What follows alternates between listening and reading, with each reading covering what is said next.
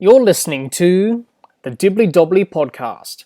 Remember to like, share, comment, subscribe, and click the bell to make sure you get the latest episodes of the podcast. Be sure to like and share our Facebook page as well. Hi everyone, and welcome to the Dibbly-Dobbly Podcast.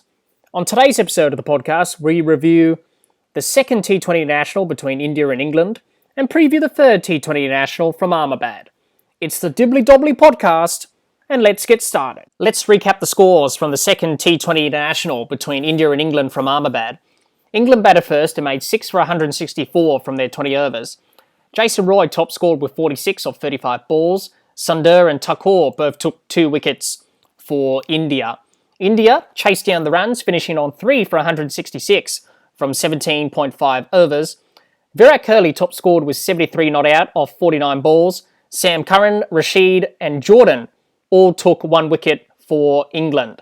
India won by 7 wickets and Ishan Krishna was named man of the match on his T20 International debut. What were some of the key points in this second T20 International between India and England?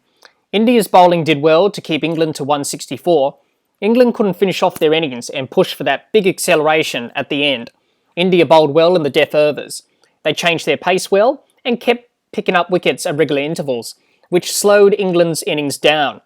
Then India put England under pressure with the bat. The partnership between Virat Kohli and debutant Ishan Krishna of 94 for the second wicket pretty much sealed this game for India to level the series at 1-1. Let's have a look at how India performed in this second T20 International. We'll start with their batsmen. Rahul 0, Krishna 56, Kohli 73 not out, Pant 26, Iyer 8 not out. Let's have a look at their bowlers. Thakur and Sundar took 2 wickets each. Kumar and Chahal took 1 wicket each. No wickets for Hardik Pandya. That's how the Indian team performed in this second T20 International. A strong comeback from India, much better performance in Game 2 with the bat and with the ball. They bowled well towards the back end of the England innings, taking wickets at regular intervals and changing their pace up. And the England batsmen couldn't adjust to that change of pace. England at one stage were going to get close to a score up towards 200, but those wickets from India kept them to a manageable 164. They bowled to their fields, their lines and lengths were good, and good to see the bowlers change their pace on this surface. The fielding was good, they caught everything, and the ground fielding was good as well. The batting display was much better compared to Game 1. India came out with a lot more intent with the bat, which put England under pressure throughout the whole innings. We saw that intent from Virat Kohli, who scored 73 not out, and debutant Ishan Krishna, who really impressed on T20 debut, scoring 56. He and Kohli added 94 for the second wicket, and that pretty much got India ahead of the required run rate early in the innings, which put England on the back foot. Great signs for India for the rest of the series. Ishan Krishna showed he's ready for international cricket with an impressive debut, and we know what he can do from the IPL. Also, India's bowlers were back and firing again, and the batsmen got back into the swing of things.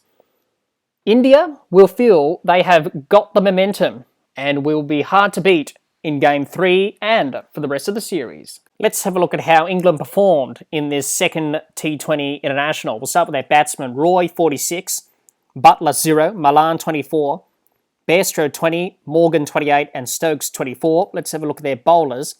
A wicket for Sam Curran, Jordan and Rashid.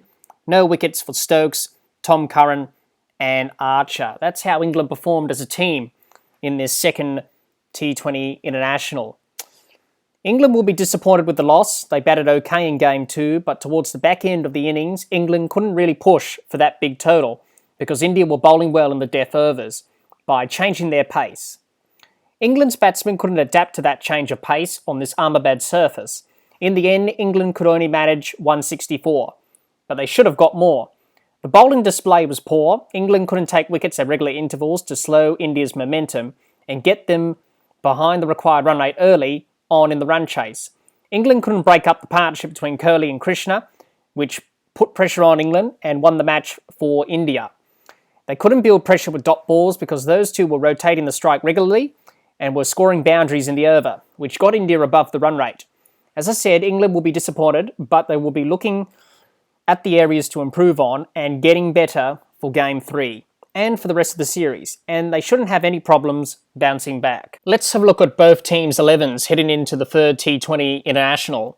I think India will keep the same 11 for the third T20. In this game, they played well and bounced back well after losing Game 1. For India, it will be just building consistency with this team ahead of that T20 World Cup later this year. If they were to make a change, maybe Chahal comes out for Axel Patel.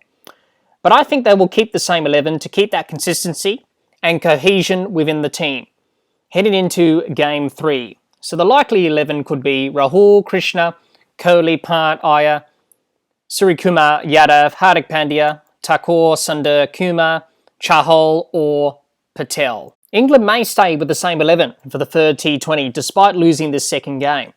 For England, they don't need to make changes because that will upset the team's cohesion and there's no need to overreact after a loss like this. So the likely 11 could be Roy, Butler, Malan, Bairstow, Morgan, Stokes, Sam Curran, Jordan, Tom Curran, Archer and Rashid. I think both teams may go into the third T20 with those 11s, but we shall see. What can we expect from the third T20 International from Ahmedabad? India have done well to bounce back and level the series at 1-1. England will be disappointed to lose the second T20 and will want to bounce back in the third T20. Who do I think is going to win? I think India may win and take a 2-1 series lead because India needed that win to get back on track in this series and will be hard to beat. But you never know who's going to win in T20 cricket. Well, that's the end of the innings to close the play for this episode of the podcast. Be sure to subscribe and click the bell to get the latest episodes of the podcast and like and share our Facebook page. Until next time, keep safe and bye for now.